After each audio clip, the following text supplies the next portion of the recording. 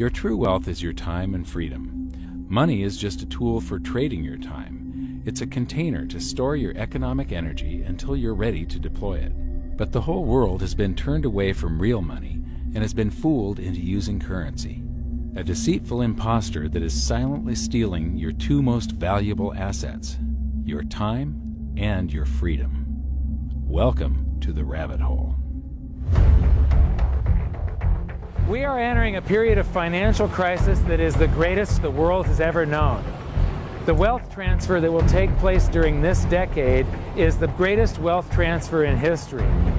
Wealth is never destroyed, it is merely transferred, and that means that on the opposite side of every crisis there is an opportunity. The great news is that all you have to do to turn this crisis into your great opportunity is to educate yourself. I believe that the best investment that you can make in your lifetime is your own education. Education on the history of money, education on finance, education on how the global economy works, education on how all of these guys, the central bankers, the stock market, how they can cheat you, how they can scam you. If you learn what is going on and how the financial world works, you can put yourself on the correct side of this wealth transfer. Winston Churchill once said that the further you look into the past, the further that you can see into the future. This program is all about creating your own crystal ball, being able to gaze into the future, being able to change this crisis, the greatest crisis in the history of mankind, into your great opportunity.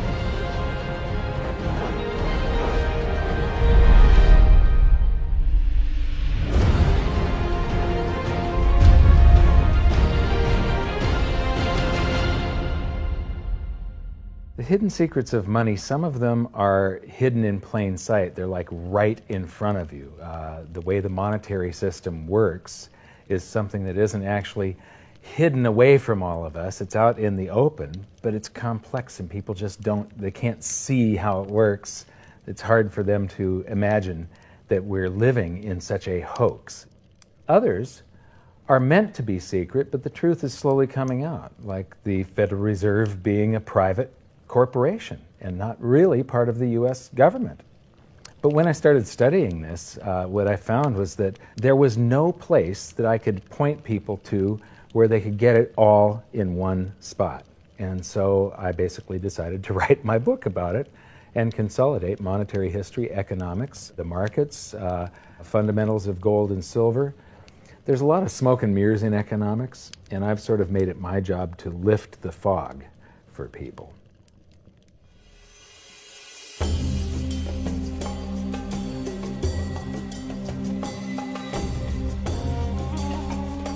Welcome to Egypt.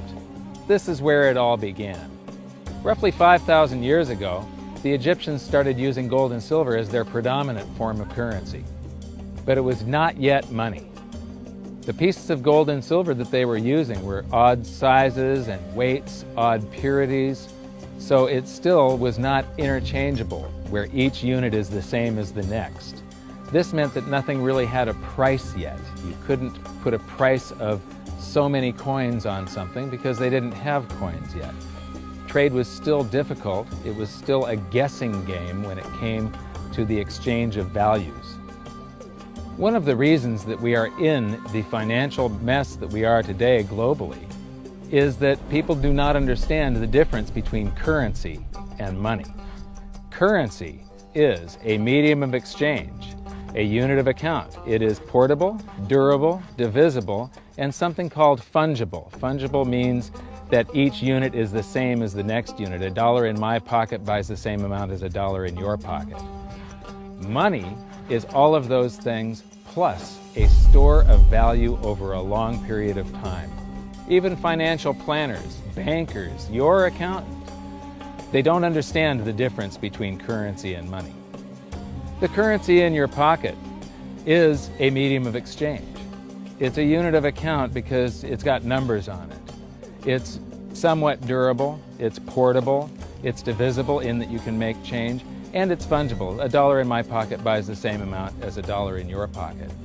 But because governments can print more and more and more of it and dilute the currency supply, it's continually transferring wealth out of your pocket, out of your bank account, to the government and to the banking system. The reason that gold and silver are the optimum form of money is because of their properties. It's an easy medium of exchange because gold and silver store a large amount of value in a very small area.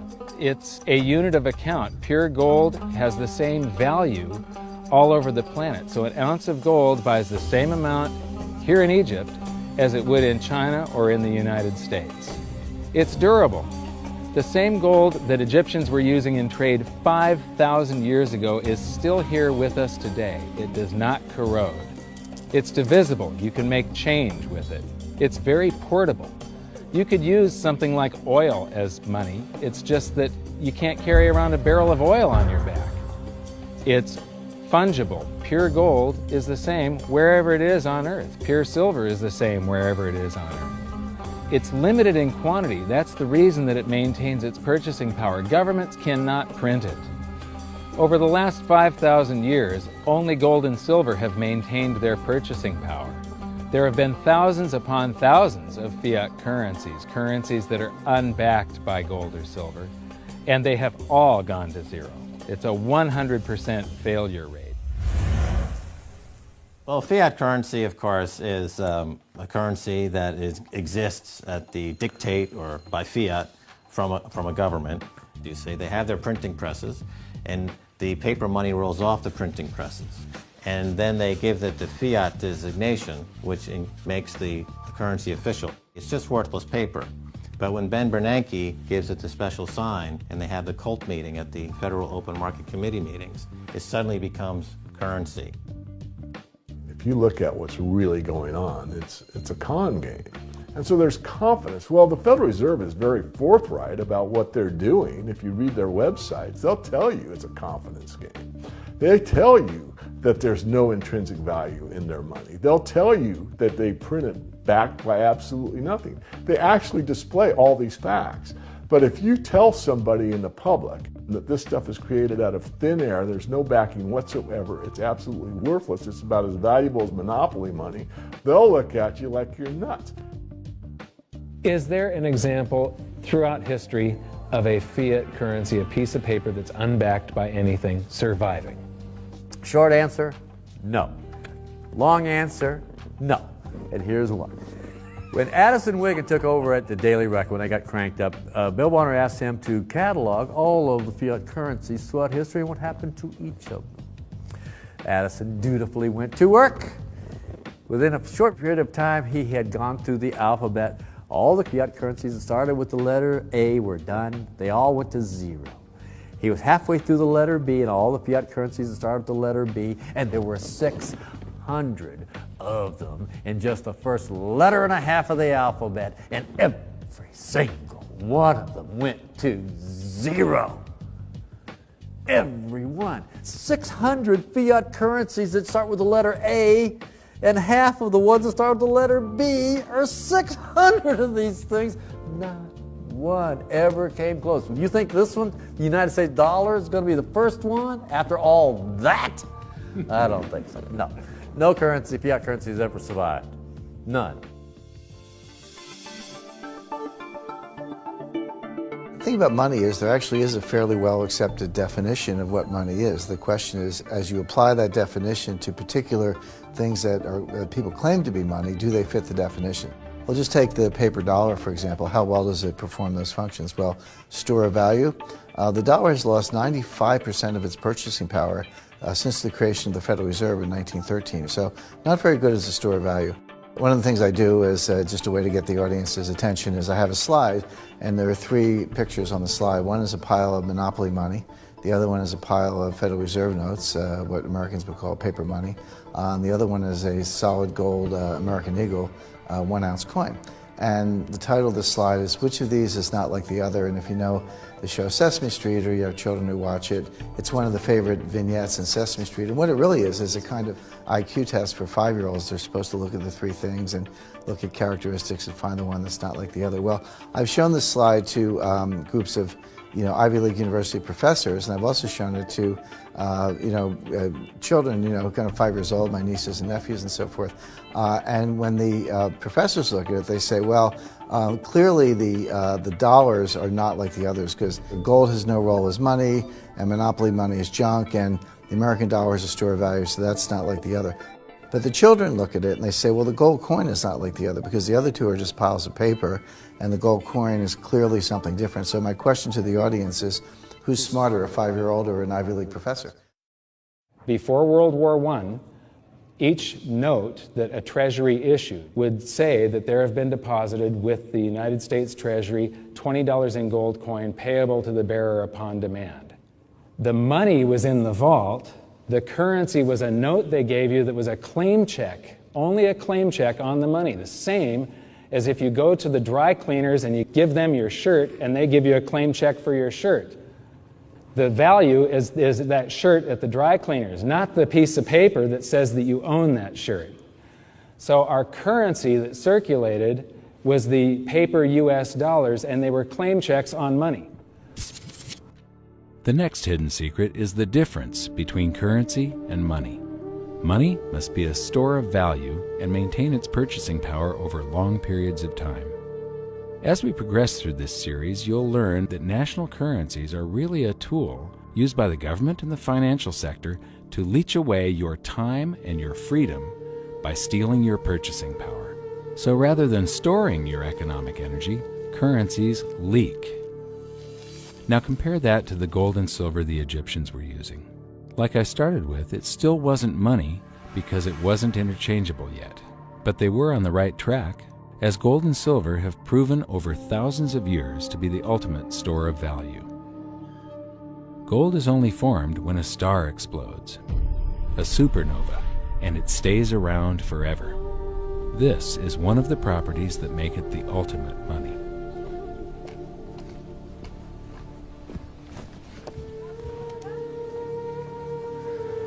People are amazed that after 5,000 years, the pyramids are still here.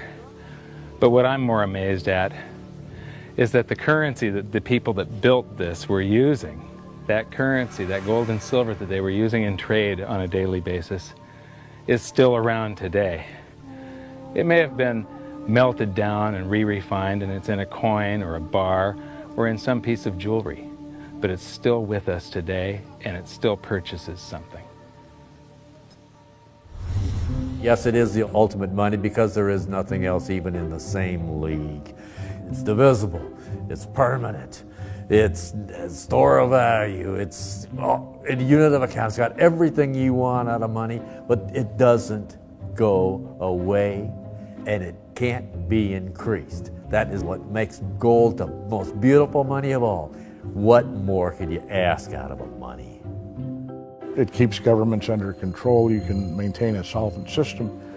Governments don't like gold at present because they're getting away with the fiat currencies, and they'll do everything they can to discredit it as an asset class. I mean, my goodness, gold has outperformed the Dow Jones Industrial Average in each of the last 7 years, yet it's not considered a legitimate asset class. Why? Again, it's the fear that maybe gold will be imposed on the system, that it will constrain government ability to spend beyond its means. They can't print it. They can't print it, no. The proper definition of inflation, I use Milton Friedman's definition. Inflation is an expansion of the currency supply. Deflation is a contraction of the currency supply. If you expand the currency supply, eventually prices will rise. And if you contract the currency supply, eventually prices will fall. This is a pool, but it's not a pool of water. This is the currency pool. And these are prices. And if you expand the currency supply, prices like a sponge in water have to rise to suck up the excess currency. Governments never stop printing more currency and adding currency to circulation. Therefore, prices keep on going up, not because the stuff that you're trying to buy is changing.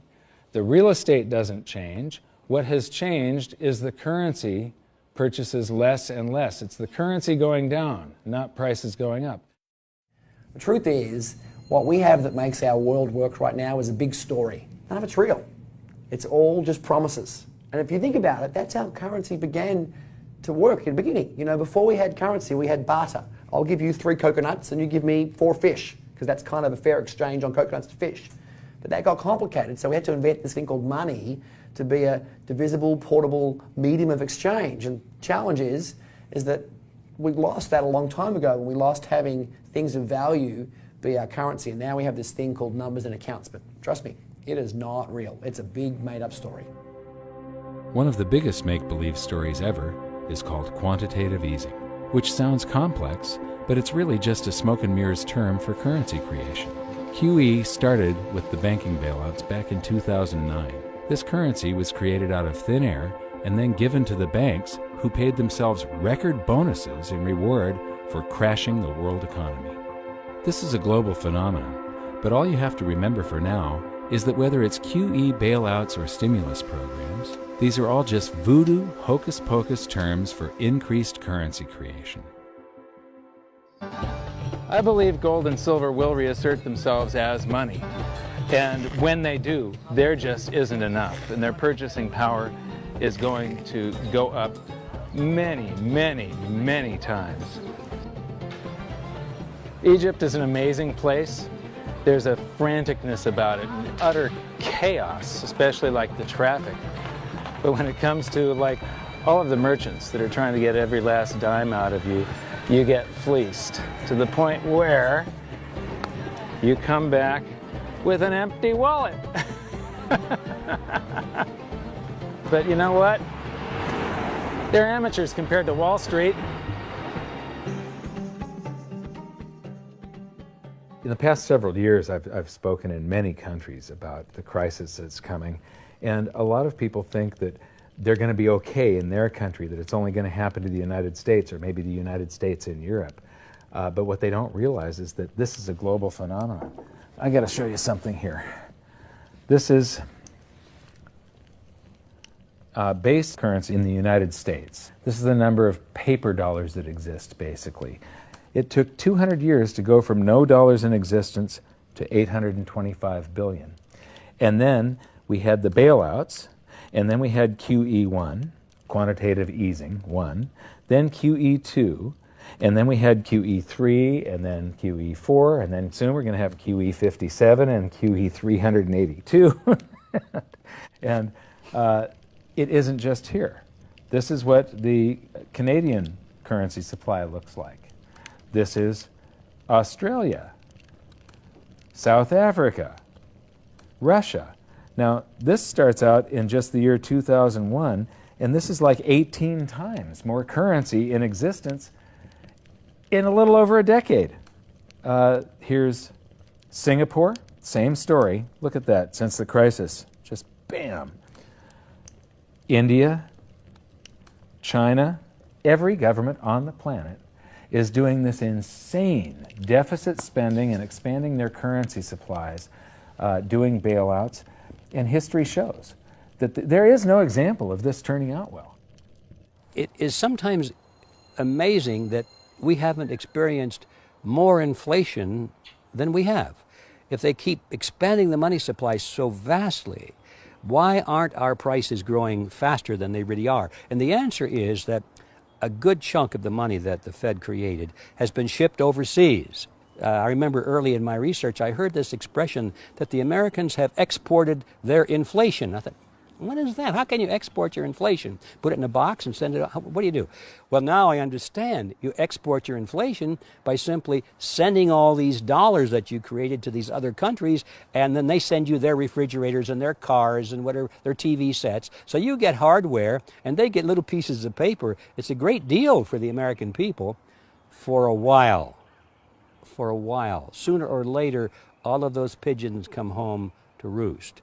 When the time comes, as it looks like it's now coming, when the rest of the world is saying, we don't want to play this game anymore, Uncle Sam's dollars are just becoming worthless, there are too many of them, we've got to find something else other than American dollars, then those dollars start to come back to America. People say, we don't want them anymore, what do we do with them? Once this revs up, and we've got this little trickle of money coming back that we previously exported, once it becomes a flood and it starts to rush back, now we are getting our former exported inflation brought back to us, and then we'll see the quantity of money inside the United States grow much more rapidly even than the Federal Reserve can create it, because we're getting a previous money back. And that's when we will really see the tanking of the US dollar in terms of what it will buy. During the second round of quantitative easing, global food prices went up 60%. And this created a humanitarian disaster for the 2 billion people on Earth who live on less than $2 a day. These people were hungry to start with, they became hungrier, and some of them started overthrowing their governments in North Africa and around the Middle East. So quantitative easing was the spark that ignited the Arab Spring. So that's it. When you create money, you get some sort of inflation. It just depends on where the inflation goes.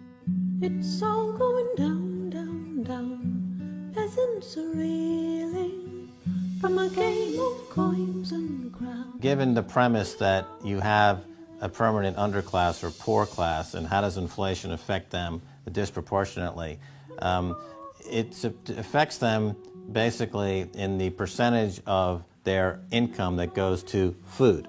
And we see this as a ratio, and we know that there are some danger points. For example, in Egypt recently, once that ratio got to 40% of income going to food and the price of food rising due to inflation, when it got to 40%, that's historically a point where people actually stage a revolution. And that's exactly what we saw. The French Revolution, similarly, was all around the price of food getting to a certain critical point where people simply, the risk-reward for revolution was favorable toward revolution. When they print it up, then it all goes down. Well, exactly right, because when you have a runaway inflation, it's punishing the very people who are most productive in society. In other words, the people that produce more than they consume and save the difference. The problem is that those productive people, the savers, save in their national currency. And unfortunately, the national currency is just a fiat piece of paper at this point. So when it's destroyed through runaway inflation, that $100,000 that you were hoping to retire on doesn't exist. And the things that you were going to buy with it and provide for others don't exist either. Now what are you going to do? So that all seems pretty scary. However, this is going to happen, and you can only play the hand that you're dealt. But the great news is that gold and silver always end up doing an accounting of the expansion of the currency supplies.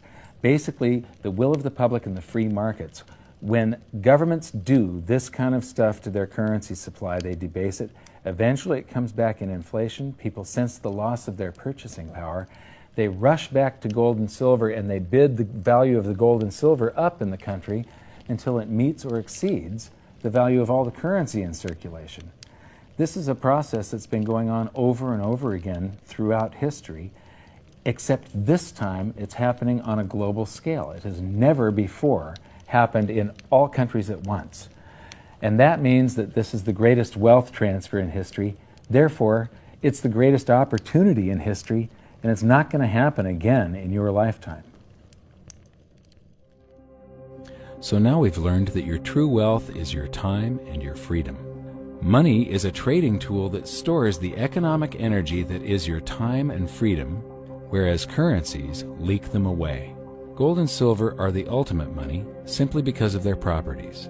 Fiat currencies are based solely on confidence and always return to their intrinsic value of zero. Governments don't like gold because it imposes restraint. Rising prices are a symptom of an expanding currency supply, and gold and silver always account for an expanding currency supply. So that's it for this episode. Join me next time as we begin to investigate how monetary history just repeats and repeats, and how gold and silver always win the battle between currency and money. Until then, my challenge to you is to stop calling currency money. It's a crucial first step towards setting your mind free of all this economic voodoo and changing your context. You can learn more by watching the bonus features on our website, and if you have any questions, you can post them there, and we'll answer some of your questions in future bonus features. So good luck, thanks for watching, and we'll see you next time.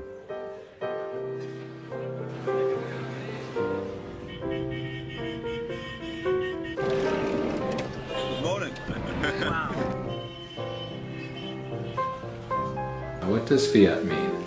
It comes from the Latin for crappy car.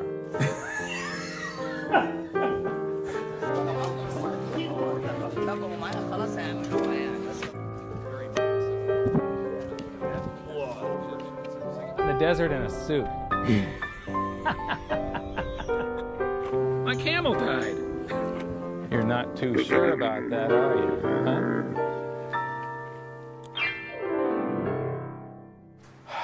I am ready for a good long nap. Hi, welcome to this bonus feature for the very first episode of Hidden Secrets of Money. And this is currency versus money. So that's the major topic that